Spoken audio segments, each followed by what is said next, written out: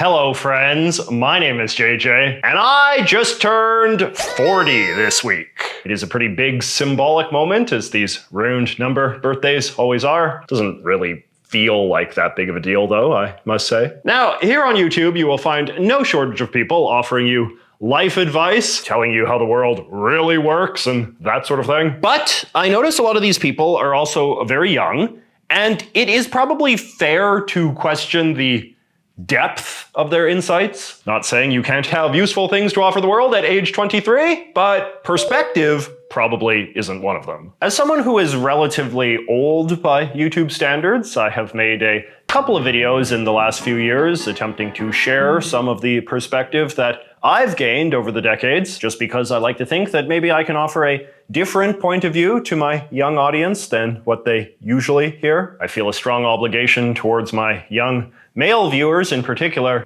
just because everybody is always saying these days that young men are in need of a higher caliber of advice from internet weirdos than they are currently getting. So let me take another crack. When I was in my late teens and early 20s, I had a mentor named Sean, who was 15 years older than me, and I was very close to. And I have this very vivid memory of him once talking to me in this wistful way about life in your 20s and what a special time that is. And I think about Sean's words more and more as I get further and further away from my own 20s, and I realize just how right he was. For most people, your 20s are special because they are your introduction to adulthood, but are also defined by a lot of variables that you will never get to experience in adulthood again. And even though it might sound cliche, a lot of those variables come down to just one word: freedom. In your 20s, you enjoy unparalleled freedom of choice to experiment with different jobs, different apartments, different cities, different friends, different romantic partners, different hobbies, different subcultures. And again, I know that this sounds cliche, so it might be more useful if I frame this freedom in the context of what comes after. By the time your 30s come to a close, you will likely be married, have children, and own your own home. These developments will limit your freedom, but you'll be fine with that because those limitations will represent the culmination of a lot of well-considered decisions about the sort of long-term life that you want to lead. They're trade-offs that you're happy to make. But they are trade-offs just the same. Settling into middle age means closing a lot of doors that will never be reopened, which is why it's important that by the time you get to your door closing phase, you are not burdened by regrets. You don't want your enjoyment of your happy, stable, middle-aged life to be constantly distracted by taunting thoughts of all of the things you could have done before you got a wife and house and kids and career, but never did. I mean, everybody in middle age gets those thoughts to some extent, but you can certainly seek to limit them by being conscious of the freedom you have in your 20s and putting a priority on doing what you can while you can. That could mean anything from spending a month in some exotic foreign country, to starting your own business, to getting a second degree, to trying your hand at being a professional YouTuber. The possibilities are truly endless. I don't know why I said pasta. Now, I know that when you are in your 20s, it is easy to get anxious about stuff like, oh, that will be too expensive, or oh, that'll be a big waste of time. But again, a lot of that anxiety comes from a lack of perspective. It is hard to appreciate this in the moment, but a lot of the risks and sacrifices that you make in your 20s just matter a lot less than the ones you will make later on. And this is just because your time to recover from the mistakes that you make in your 20s is so much longer. I mean, part of the reason why I didn't become a YouTuber till I was in my 30s was because I spent much of my 20s pursuing a career in TV news that didn't wind up going anywhere. And before that, I was an ESL teacher in Japan, and that didn't go anywhere either. The point is, you have a lot of time to experiment and a lot of time to bounce back. This might sound a bit weird, but sometimes I actually feel a bit remorseful that I didn't experience more failure in my 20s. Just because failure is often a proxy for trying, and it is only by being brave enough to try new things and take risks that we gain the kind of insight into the varied experiences of life that help build wisdom in our later years. Which leads me to the next thing I want to talk about, which is ambitiousness. In addition to the nervousness that the bad decisions that we make in our 20s will be a lot more damaging in the long term than they usually wind up being, I think that too many guys in their 20s hold themselves back by dreaming too small. As anyone who has spent any time in the proverbial halls of power will tell you, it is often pretty shocking to observe up close the caliber of people who wind up in charge of stuff, whether that's a big corporation or a government or a university or whatever. It's not that they're morons, it's just that they tend to be kind of underwhelming and ordinary, as opposed to some super talented group of superhumans who exist as a class apart from the rest of us. No, the biggest difference is often just that these people had ambition when it mattered. They chose to put themselves in situations where opportunities presented themselves, whether that meant volunteering their labor, attending public meetings, befriending big shots, stuff like that. As the famous Woody Allen quote puts it, 80% of success is showing up. Being in your 40s increasingly means being the same age as a lot of the people that are running the world. That guy that Trump picked to be his VP is literally just a few days younger than me. And when you find yourself in this situation, it is easy to get a bit resentful and think, why is that guy in charge? He's no better than me. And it's true, he probably isn't any better than you. But he also probably had less self-doubt about himself when it mattered and chose not to be intimidated out of aiming high. And this is true for stuff beyond just work as well. Ambition defines everything from what sort of vacations you take to what sort of people you date. We only pursue the opportunities that we have convinced ourselves we are capable of. The director Nora Ephron has this great quote about having a baby, where she says, "The fact that I did it doesn't mean I'm the sort of person who can do it." And I feel like so much of life is like that. Some people just do things in spite of themselves, while others fret endlessly about not being the sort of person who has a right to do it. But a lot of being the right sort of person is just a matter of self-selection, so don't be so quick to skip over yourself for consideration. Now, in my last video about getting older, I talked a bit about physical decline as something that you become more aware of as you age, and that's definitely true. My doctor is currently telling me that I need to get an MRI because there is a history of heart problems in my family that tend to manifest after age 40, and that's a sort of unsettling thing that now I have to think about for the first time. But that said, having rewatched my old video, I do kind of regret portraying physical decline in overly passive terms. Specifically, this idea that a lot of guys get in much worse shape as they get older and experience a decline in self-esteem as a result. And while that does happen, it doesn't always happen. In fact, as I've gotten older, I have been consistently inspired and impressed by how many guys are able to stay fit and healthy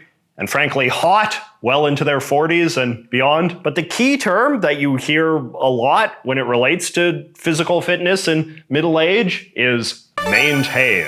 Because just as you cannot decline from nothing, you cannot stay fit and healthy from nothing either. What you establish in your 20s is critically important, whether that means the exercise routine you follow, or the muscle that you build, or the diet that you eat, just because that at least gives you much better odds of being able to stay in good shape in the subsequent decades of your life. In my own case, the reason why I think I have been able to stay relatively thin and have high energy and maintain fairly youthful looking hair and skin is because in my 20s, I decided that I was not ever going to drink or smoke or do drugs or even consume caffeine, and that I was going to integrate going for long walks into my daily routine. And because I've managed to stick to all of that over the decades, upholding these decisions has become so deeply integrated into the texture of my daily existence that I don't even think that much about it. I am definitely a big believer in the idea that if you really want to build lasting habits, you have to make them part of your identity. Like telling yourself and others, I don't drink, or I go to the gym, as opposed to, I am not going to drink today, or I am going to go to the gym today, as these unusual deviations from your norm. I also just want to say, I don't think it is wrong to have some degree of pride or even vanity for your looks as part of this motivation. I've seen a lot of young guys tie themselves in knots trying to rationalize why they want to start working out because they feel shame to admit that they just think they would look cooler with bigger muscles. But I can assure you, when you are in your 30s and 40s and you're bigger and stronger than all of your friends because you use that pride to motivate you to maintain your workout regime, you're probably not going to feel too embarrassed about it. All right, now let us talk about opinions and ideas. Yours are going to change over time. I honestly did not think it would happen to me, but it did. I actually have a pretty cringe memory of thinking to myself when I was in my 20s, I have such rock solid principles. I will never change my opinion on anything important. I have it all figured out. But of course, the complete opposite happened. I have changed my mind on all sorts of things because the world around me has changed. In the 40 years that I've been alive, I've seen different politicians come and go, different policies succeed and fail, different ideas fall in and out of fashion. While I like to think that my general disposition has stayed pretty consistent over time, I have definitely gotten more conservative on some issues where I used to be quite liberal, and more liberal on some issues where I used to be very conservative. The world is in a constant state of flux, and it is both sane and reasonable to second guess your prior assumptions in the wake of new evidence. Another favorite quote of mine comes from the famous economist John Maynard Keynes, involving some possibly apocryphal interaction he had with one of his critics. The critic is like, I've been reading your stuff for a long time, Mr. Keynes, and it seems to me that your arguments have been pretty inconsistent over the years. And Keynes replies, when the facts change, I change my mind. What do you do, sir? What this means is that it is probably best to carry yourself with some degree of intellectual modesty in your 20s. Especially these days, you don't want to humiliate your future self by going on the record proclaiming all of these righteous, sweeping conclusions about the world before you've had a chance to see that much of it. Now, I realize that might come off as a little condescending, like an annoyed boomer just trying to get the kids to sit down and shut up. But that's not what I mean. I think it is perfectly fine to have and express opinions in your 20s, but you just got to be aware that there's a very high likelihood that you won't think those things forever. So I would advise picking your intellectual battles carefully. Now that said, it's not like this is a perfectly one-way thing either. While I enjoy it when my younger friends defer to my ability to offer historic context to things like trends or current events, I also like deferring to their ability to see things that are familiar to me with fresh perspectives and novel insights, which is of course one of the big reasons why it is important to have intergenerational friendships, since they allow you to enjoy so many unique styles and subjects of conversation. And that is perhaps a good transition to my final and most contrarian point, which is that advice is overrated. What I mean by this is just a general concession to the reality that most of us have a rather limited ability to give genuinely persuasive advice as well as take it from others. This isn't really anybody's fault, and it's certainly not some unique failing of young people. I've just realized as I've gotten older that it is very difficult for any of us to apply other people's abstract principles of life to the unique specifics of our own. As the historian Robert Conquest once said, everybody is conservative about what they know best, and there is nothing that we know better than ourselves. And what this means, I have found, is that most of us have an instinctive resistance to advice unless it syncs up with something that we want to hear or a conclusion that we have already reached on our own. This is especially the case with unsolicited advice, which by definition we never wanted to hear in the first place. Most of the big lessons that we learn and the formative conclusions that we reach will come from our own first-hand observations and lived experiences. Sometimes those experiences will make us realize in retrospect that some advice we heard at one time was in fact true and wise. And I feel like it is only in those reflective moments that we truly come to respect advice, but more as an explanation than a prescription. And with that said, I feel like the best strategy when it comes to giving advice is to just state your opinion